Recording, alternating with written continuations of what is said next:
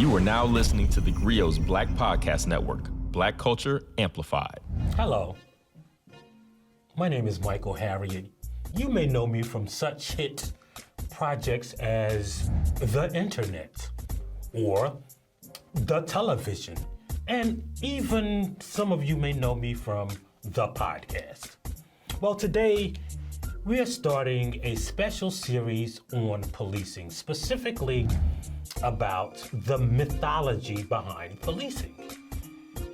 And that's why I want to welcome you to theGrio Daily, the only podcast that dares to ask the question, wait, how many black people do police kill?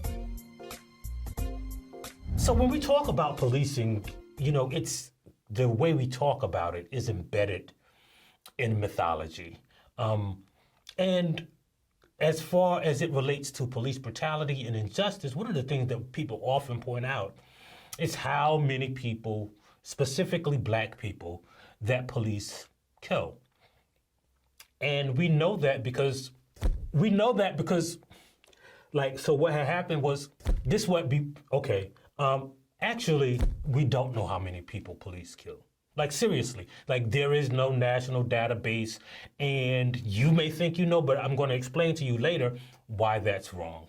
But really, there is no specific number of people or no specific database or no data set or no collection of facts that we can look at and specifically know how many people police kill.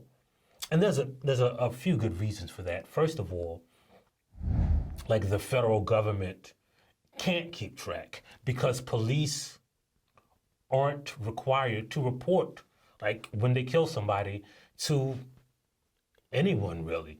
You don't report it to a state agency. They don't have to report it in many states to, officers don't have to report it. So we're left in the dark about how many people police kill. Now, what we do have is a snapshot, like that Washington Post series that has been going on since 2015. It's called Fatal Force, and it has been, charting police killings. And I'm going to get to that in a minute, but that gives us a snapshot, kind of like when Pew Research does a poll, and they, poll 2,000 people, and that poll can give a representative sample of how Americans feel about a certain thing. Now, those sample sizes, whether it's researchers, surveyors, or the police data that we do have, that gives us a snapshot to know that police do kill black people disproportionately. But we don't really know how many people police kill. Now, that Washington Post Fatal Force thing that people always point to, if you look at that, if you look at the details, it doesn't count how many people police kill. It counts how many people are shot and killed by on-duty police officers who are not federal law enforcement agencies during the year, right? So that's all, just shot and killed. So for instance, right, George Floyd isn't on that list. Eric Garner wouldn't be on that list. Tyree Nichols wouldn't be on that list because they weren't shot and killed by police officers. Before I arrived at theGrio, I was part of a team that actually tried to count how many people were killed by police every year. We worked with a group, a site called Fatal Encounters. And what we did is we would try to just count how many people were killed by police using media reports, police reports, a number of methods. And we discovered that it was really hard to find out how many people were actually killed by police each year. But there are a few things that we did know, right? So we know that there are people who are never counted. For instance, if you're tased to death, you aren't gonna show up on most of those lists. If you're beaten to death, there's even a category called fell from a height. That's never counted. These people I call the uncounted, right? And there are a bunch of these people. For instance, right? So when you count police officers who were killed in the line of duty, they also count and people don't know this, they also count like COs, correctional officers in prisons, right, in jails. And technically those people are law enforcement officers. But when they count people who are killed by police, we don't count people in prison or behind bars, right? We don't count the people who are beaten to death by COs. We don't count people who died in custody, whether it is in prison or in the back of a police car. We don't count people who are run over by police officers. Those people aren't counted, and there are a number of those. For instance, there was a 12-year-old girl run over in St. Louis by a police officer who was trying to run down somebody for tinted windows. He literally broke every bone in her body, but that 12-year-old girl, Akila, was not counted, right? And not only are people who are hit by police officers uncounted, but police officers are allowed to shoot people when they're in their cars, right? Like there's a whole thing among policing called using their car as a weapon. If you were behind the wheel and your car was still running, they can shoot you because they can fear that you're using your car as a weapon. A lot of times those people aren't counted, or if they are counted, they are counted as people who were armed when they were shot, right? If you die from asphyxiation in the back of a police car because they left you back there too long, that doesn't count. Here's the thing, right?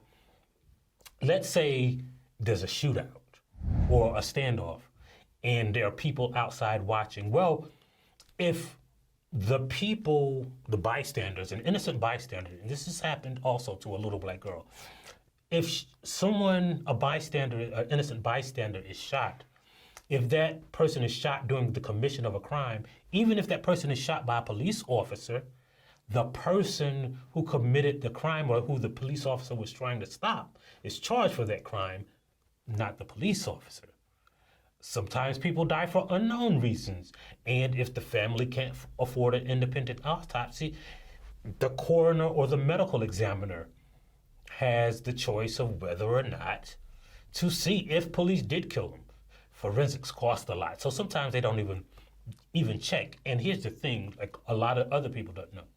Medical examiners and coroners aren't always like doctors or scientists. Like there are a lot of places in this country where you just get elected. Like there are people who like work at funeral homes who get elected to be the coroner or the medical examiner, or you can be appointed, right? So again, we don't know how many people are killed by the police each year.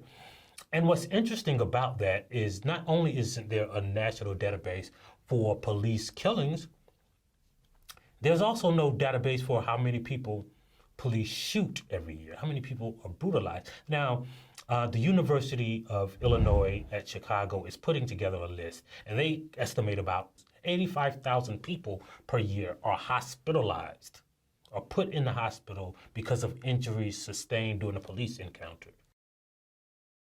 If a medicine killed 1,000 people every year and put 85,000 people in the hospital, we take it off the shelves, right? But we don't even consider doing that with policing because we don't know.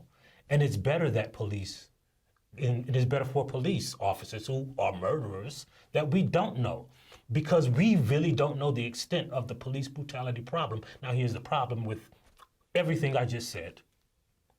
Why do we talk about police brutality in terms of people who are dead?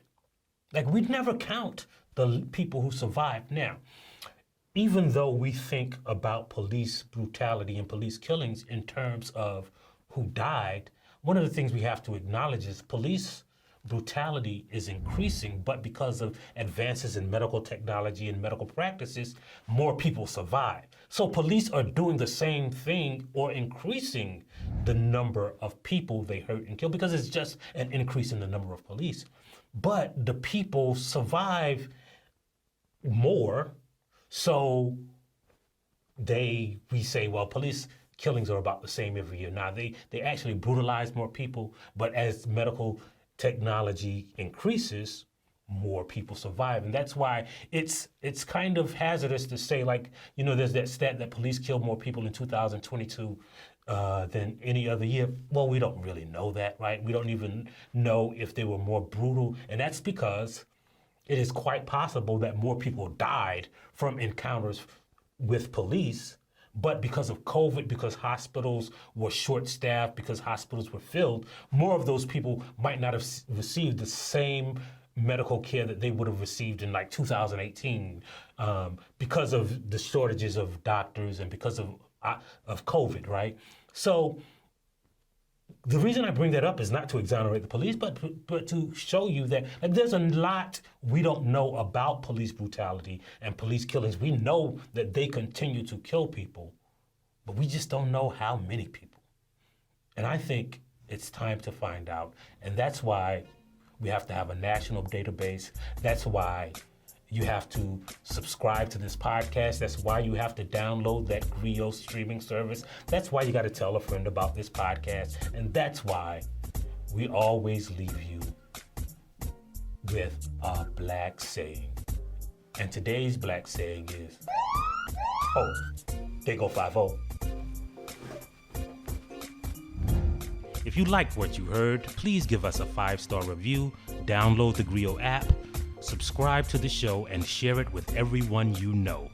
Please email all questions, suggestions, and compliments to podcasts@thegrio.com. You are now listening to theGrio's Black Podcast Network, Black Culture Amplified.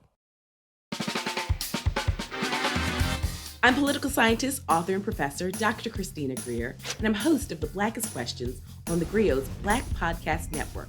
This person invented ranch dressing around 1950. Who are they? I have no idea. This all began as an exclusive Black History trivia party at my home in Harlem with family and friends. And they got so popular, it seemed only right to share the fun with our theGrio listeners. Each week, we invite a familiar face on the podcast to play. What was the name of the person who was an enslaved chief cook for George Washington and later ran away to freedom? In 1868, this university was the first in the country to open a medical school that welcomed medical students of all races, genders, and social classes. What university was it? No, this is why I like doing stuff with you, because I leave educated. I was not taught this in Alabama public schools. Question number 3, you ready? Yes. Let me try Okay. to redeem myself. How do we go from Kwanzaa to like these obscure? We're going sport, darling. We're going This is sport. like the New York Times crossword from a Monday to a Saturday. Right or wrong? Because all we care about is the journey and having some fun while we do it. I'm excited and also a little nervous. Oh, listen, no need to be nervous. And as I tell all of my guests, this is an opportunity for us to educate ourselves because Black I love history is American history. So we're just gonna have some fun. Listen, some people get 0 out of 5, some people get 5 out of 5. It doesn't matter. We're just gonna be on a little intellectual journey together. Latoya Cantrell? That's right, Mayor Latoya Cantrell. Hercules Posey. Born in 1754, and he was a member of the Mount Vernon slave community, widely admired for his culinary skills. I'm going to guess Afro Punk. Close. It's Okay. Afro Nation. So Never last heard of year, that. according to my research, it's Samuel Wilson, aka Falcon. Wrong. Wrong. I am disputing this. I'm very, very, very, very 99.9999 sure that it is Representative John Lewis, who is also from the state of Alabama. That lets you know, Christina, we got some goodness come out of Alabama. There is something in the water in Alabama, and you are absolutely correct. The harder they come. Close. Oh, wait. The harder they fall? That's right. I'm one of those people that just changes one word. I mean, I know the song too well. I just don't know nothing today. It's I'm going to pour myself a little water while you tell me the answer. The answer is Seneca Village, which began in 1825 with the purchase of land by a trustee of the AME Zion Church. You know why games like this make me nervous? I don't know if I know enough black. Do I know enough? How black am I? Oh, my Lord. We gonna find out in public. So give us a follow, subscribe, and join us on the Blackest Questions.